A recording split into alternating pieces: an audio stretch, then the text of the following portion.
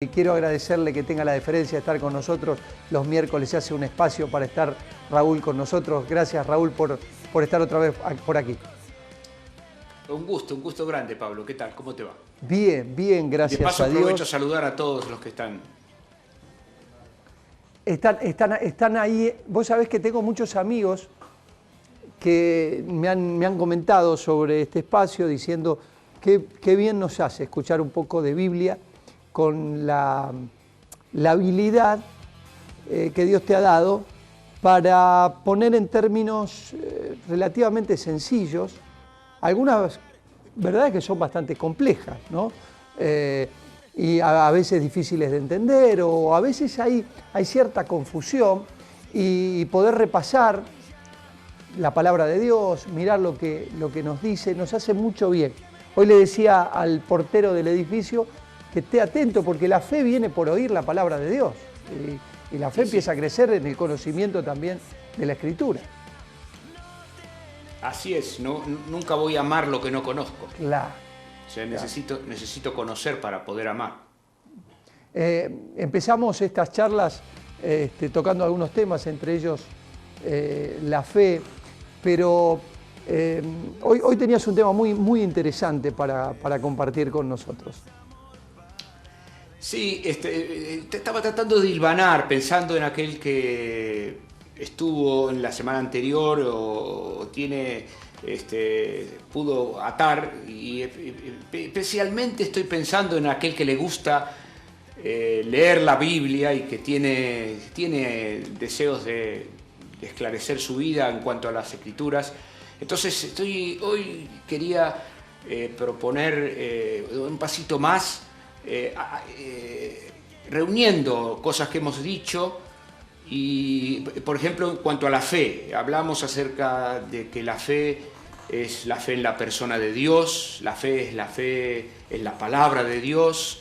No estamos hablando de una fe abstracta, de una fe en la nada, no hablamos de la fe en la fe, no es porque tengo fe que pasan cosas, sino que es por la persona que Dios se ha revelado en las Escrituras, el carácter del Dios revelado, la palabra, las promesas que Dios ha hecho y las garantías que tenemos a consecuencia de quién es la persona de Dios que se ha hecho presente en las Escrituras. Hablando de las Escrituras, luego, Raúl, te interrumpo, sí, porque contame qué estás leyendo en este momento. Sí, se comunicó de Tucumán, nos está preguntando... Yerba Buena, un barrio hermoso de Tucumán, sí. Nos está diciendo que, bueno, la agenda puede servir para orar y leer la Biblia, pero nos hace una consulta.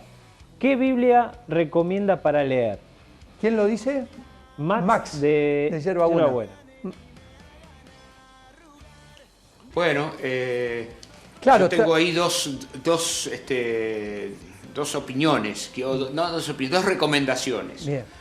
Quien esté buscando leer la Biblia para estudiarla, le recomiendo la Reina Valera del 60.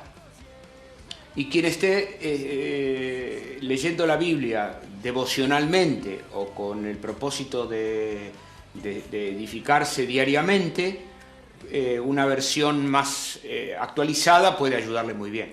Hay algunas que tienen un lenguaje más actualizado al nuestro, al que usamos en el siglo XXI.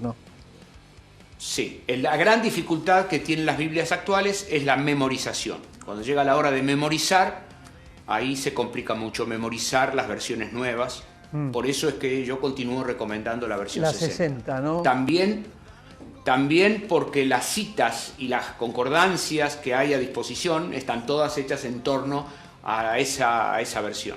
Bien, que me parecía oportuno porque paraste en el trayecto de este recorrido que estás haciendo, dijiste, bueno, pero sí, lo que dice la Biblia, ¿no?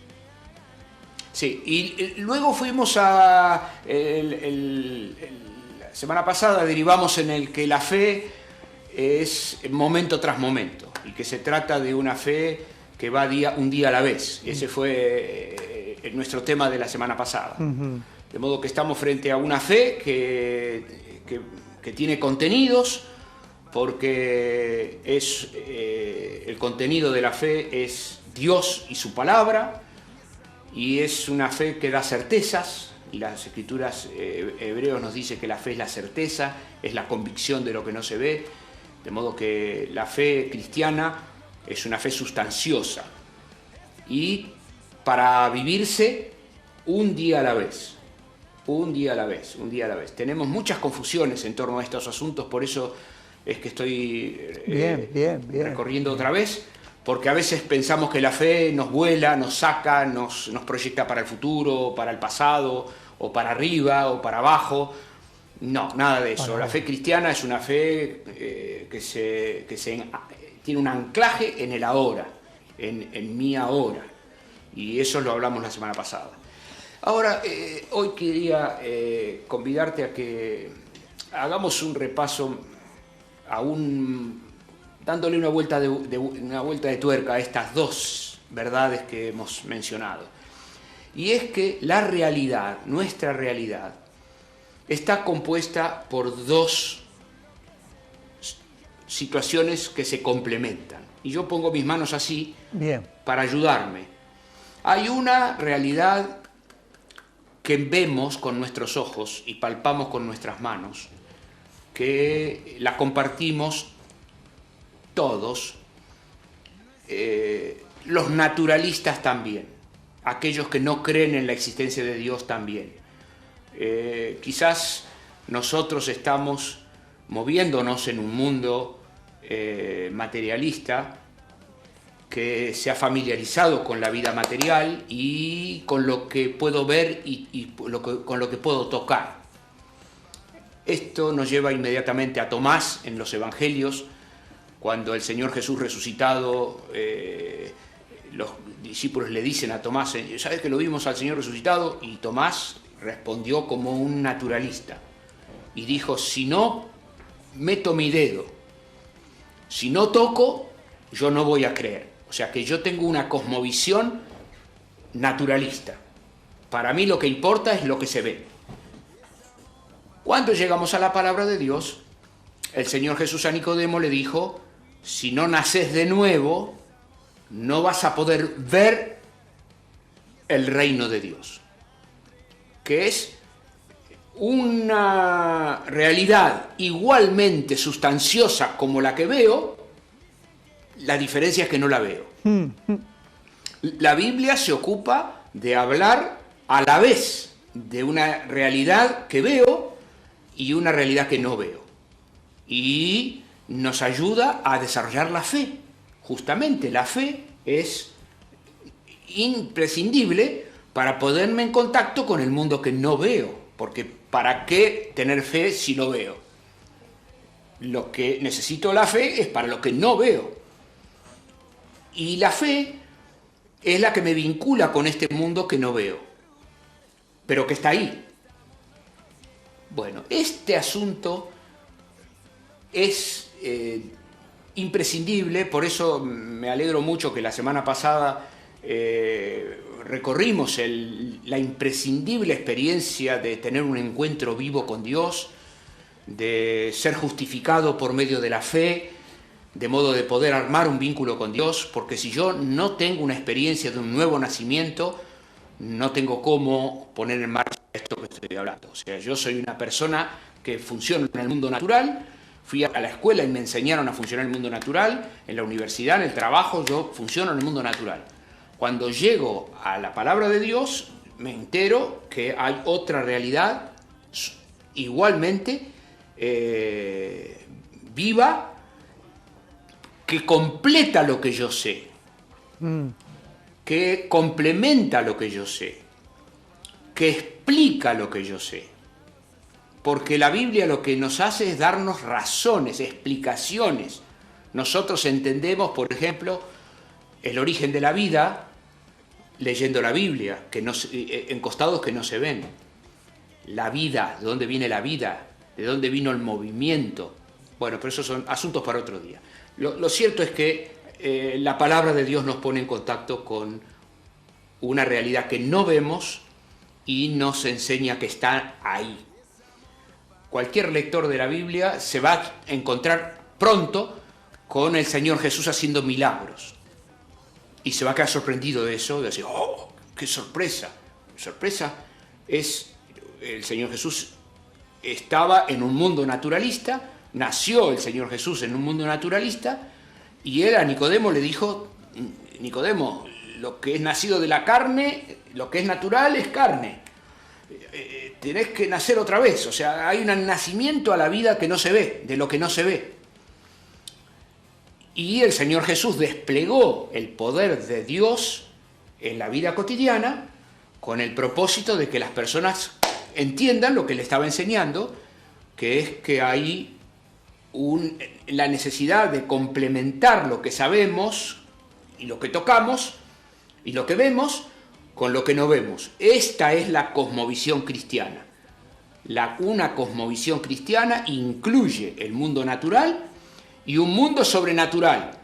A la vez, ahora, en este momento, momento tras momento, de cada uno de los que ha nacido de nuevo, cada uno de los que conocen al Señor Jesús tienen contacto personal abierto con el mundo de Dios. Pueden entrar al trono de la gracia para alcanzar oportuno socorro mediante la obra del Señor Jesús en la cruz, en el nombre de Jesús. Todos podemos invocar el nombre del Señor, donde quiera estemos, en las circunstancias que estemos, sabiendo que Dios está ahí, que Dios está atento, que Dios está presente, día a día, momento tras momento. Su Espíritu mora en nuestro corazón. El conocimiento de esa realidad es importante, pero ¿cómo interactuamos con eso? Porque vos estás hablando, hay un mundo natural, que es el que percibimos con nuestros sentidos naturales. Hablas de ese mundo que complementa, cuando uno despierta la realidad de la fe en Dios, te hago el mismo gesto, mirá, y lo completa. Ahora, ¿cómo interactúo con ese mundo espiritual, ese mundo que no lo ven nuestros ojos naturales? Bueno, ¿cómo hago para entrar en interacción con ese mundo? Espectacular. Lo primero que tengo que hacer es enterarme que existe. Bien. Pues yo no voy a actuar con miedo, o si tengo dudas, o si no creo. O sea, sin fe es imposible agradar a Dios. Ahora resulta que los versículos que mencionamos hace 15 días los estamos usando otra vez, pero con otro contenido, porque tienen más volumen ahora. Ese mismo texto ha cobrado más volumen, tiene más contenido, porque resulta que la vida mía, mi vida diaria, cuando se apagan las cámaras, yo camino por la vida y puedo explicar mi vida con mi vida natural, o puedo integrarme a una cosmovisión cristiana y confiar que el soberano Dios está en el comando de la vida, de mi vida, de la vida de la familia, de la vida del negocio, de la vida de la entrada, de la salida, del descanso, de la administración general de todo, que yo vivo a los ojos de Dios que me ama, que no lo tengo en contra, que mis deudas con Él están pagas porque Jesucristo las pagó por mí, que yo estoy perdonado, que yo estoy reconciliado. Son todas verdades extraordinarias que cambian mucho mi vida, mucho. Bueno, pero el Señor Jesús quiso dejarle a sus discípulos una experiencia como para que nadie tenga ninguna duda de lo que estamos hablando, y que ningún caminante al cielo tenga ninguna duda de que este asunto de que la cosmovisión cristiana se integra entre el mundo de lo que se ve y lo que no se ve como un todo único, integrado. A la vez, el Señor Jesús dejó una experiencia con 3 de sus discípulos. Está el relato en los 3 evangelios. En el Evangelio de Mateo es el capítulo 17, en el Evangelio de Marcos es el capítulo 9, al comienzo del 9, y el Evangelio de Lucas es promediando el capítulo 9 también de Lucas. Los 3 evangelios citan el episodio que el Señor Jesús vivió con Pedro, Jacobo y Juan, 3 de sus discípulos, los mismos 3 que estuvieron en la casa cuando resucitó a la hija de Jairo, y los mismos 3 que estuvieron con el Señor Jesús en el Getsemaní a la última hora del Señor Jesús. Pedro, Jacobo y Juan. Ese era como un equipo chico, una mesa chica. Que el Señor Jesús tenía, ¿no es cierto? una manera de conducir. El liderazgo del Señor Jesús era un liderazgo como las olas del mar. A ver. El Señor Jesús guiaba a 3, estaba con 12, se reunía con 70 frente a una multitud, volvía a estar a solas con Dios para encontrarse con 3, con los 12, con 70, el Señor Jesús. Esa era la manera de conducir del Señor Jesús, un líder extraordinario. Para a tener todo en cuenta, el que ¿no? le gusta la conducción y lidera, puede aprender de Está bueno, conducción. está bueno. De la Pedro, manera del Señor Jesús, Pedro, extraordinaria. Juan Jacobo y Juan. y Jacobo. Pedro, Jacobo y Juan son hermanos. Hermanos, claro. Pedro es el hermano de Andrés, también pescador, y Jacobo y Juan son también pescadores. Estos 3 fueron directamente llamados por el Señor Jesús, estaban en la orilla del mar de Genesaret. El Señor Jesús los llamó, síganme, y primero fueron llamados Pedro y Andrés, y después, casi inmediatamente, Jacobo y Juan. Estos 2 tenían una mamá que intervino delante del Señor Jesús para que se sienten a la izquierda y a la derecha del reino.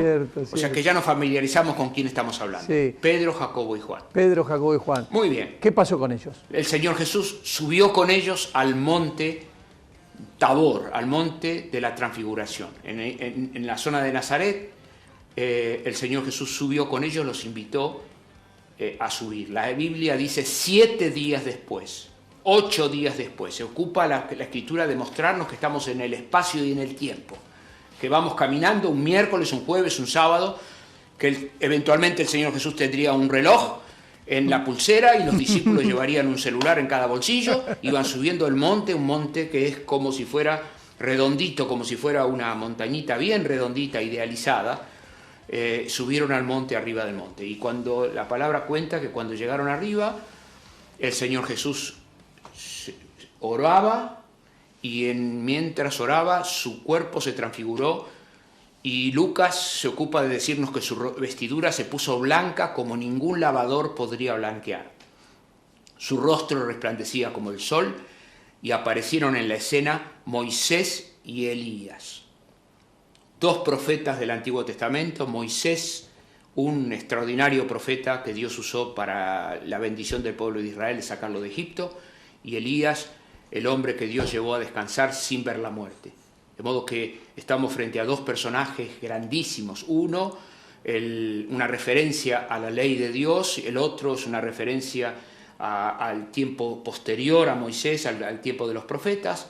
Están en el monte de la Transfiguración Moisés y Elías, ambos 2 muertos, descansando desde hace años. Aparecieron en el monte de la Transfiguración conversando con el Señor Jesús acerca de lo que iba a vivir en Jerusalén próximamente. Ese es el dato que surge de la lectura de los tres relatos combinadamente. Qué bárbaro. Pedro, cuando se ve ahí, haciendo uso de la exultancia de su carácter, le dice al Señor Jesús: Señor, quedémonos aquí, claro. Esto es fascinante, esto es extraordinario. Hagamos una enramada para Moisés, una enramada, una casita para Elías, y hagamos una casita, una enramada con ramas, hagamos algo para que vos puedas quedarte. De nosotros olvídate, nosotros nos quedamos acá y quedémonos aquí, claro. Quedémonos a vivir acá. Claro. A lo cual el Señor Jesús, en ese momento es cuando aparece una voz del cielo que habla y completa el cuadro diciendo: este es mi Hijo amado, a él oíd, en el cual encuentro contentamiento, a él oíd. Y el episodio culmina con los discípulos bajando del monte Tabor. Moisés y Elías salieron de la escena, los discípulos volvían bajando la cuesta del monte, habiendo vivido una experiencia que nunca más iban a olvidar, y al pie del monte, al día siguiente, el relato se ocupa de decirnos, el Señor Jesús continuaba con la multitud, le trajeron un endemoniado que los discípulos no habían podido resolver, la vida continuó. Muy bien.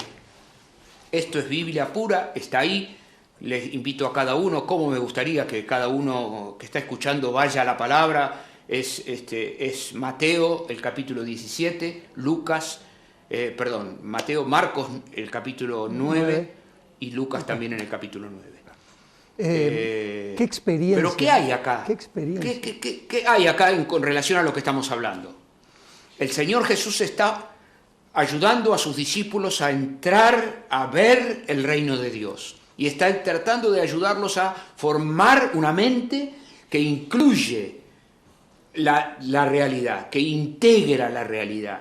Que la realidad no es solamente el caminar por la ladera del monte con el reloj en la pulsera, que no es lo complicado del camino, que no es el Señor Jesús yendo con ellos, son 4 que van, sino que hay en la realidad que el Señor Jesús les va a mostrar es, en primer lugar, que mientras ellos estaban ahí y los relojes seguían funcionando, el Señor Jesús les descubrió algo, otro mundo, de la luz de la cual el Señor habla de sí mismo, de lo que es la belleza del cielo.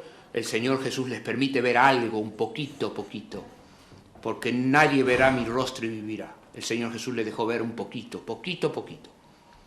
¿Qué más pasó?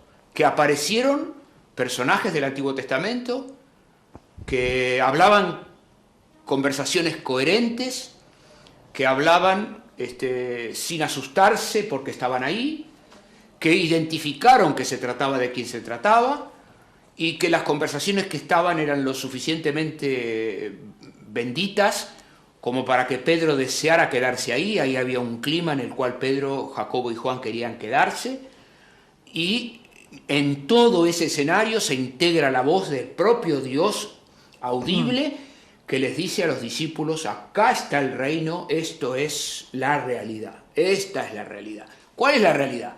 Esta es la realidad. La realidad es ustedes con el reloj en la pulsera, esa es la realidad. Pero la realidad es además un mundo que no vemos, que hay un mundo de quienes han pasado la eternidad con el Señor, que descansan, hay un mundo de ángeles que no vemos, hay un mundo de la gloria de Dios que no vemos, que está ahí, que yo no puedo pretender explicarme a mí mismo, ni explicar la vida cristiana, ni explicar la palabra de Dios desde una perspectiva bíblica, sin entender que Dios desea que sean abiertos mis ojos, para que yo comprenda que mientras estoy ahora acá, estoy viendo cosas concretas que tengo a mi alrededor, pero simultáneamente hay otras cosas que están que yo no las veo, pero que yo no las vea no quiere decir que no están, sino que por el contrario soy yo el que tengo que crecer en mi fe para confiar en la palabra eterna de Dios que me enseña de que Dios está ahí. Por ejemplo, y que yo soy suyo. Por ejemplo, hay personas que hoy dicen, bueno, pero yo me siento solo, estoy solo, no tengo a nadie a quien acudir. Por ejemplo, ¿no? No. Bueno, es un ejemplo lindísimo de alguien que necesita pedir ayuda para que un hermano más crecido en la fe le ayude a repasar su experiencia con el Señor para que él pueda saciarse con la presencia del Espíritu Santo que tiene adentro, que es suficiente para vivir. Que está ahí, que no está solo, claro, está ahí. Totalmente. Está ahí. Nunca más solo. Y nunca más solo, claro, es maravilloso, pero es a veces, creo que en el desarrollo de la fe, sin duda es un gran desafío empezar a vivir con los ojos espirituales abiertos, descubrir que Dios está actuando, Dios está obrando. Por ejemplo, ahí cuando enfrentamos situaciones muy, muy difíciles, donde ¿qué hago con esto? ¿Qué pasa? Pero no privarse de ver que Dios está moviendo hilos ahí, Dios está haciendo. Para que esto no provoque confusión, hace falta volver a mencionar que se trata de un día a la vez. Yo necesito ordenar mi cabeza para vivir en el mundo, en la cosmovisión cristiana, un día a la vez. Y no dejar que mi mente vuele y explote, porque entonces, en lugar de sanarme, voy a complicar las cosas. Yo necesito integrarme, necesito reconciliarme con Dios. Pero también tengo que reconciliarme con mí mismo, tengo que reconciliarme con la familia, tengo que reconciliarme, tengo que venir a la unidad. Y la unidad en la manera de mirar también es imprescindible. Necesito tener una manera de ver, calma, que la victoria está garantizada porque el Señor Jesús nos la da por gracia. El Señor comparte su victoria por gracia. El Espíritu que mora en nosotros es el mismo que levantó al Señor Jesús de entre los muertos. No hay nadie contra nosotros si el Señor es por nosotros. Esto es la verdad de la palabra.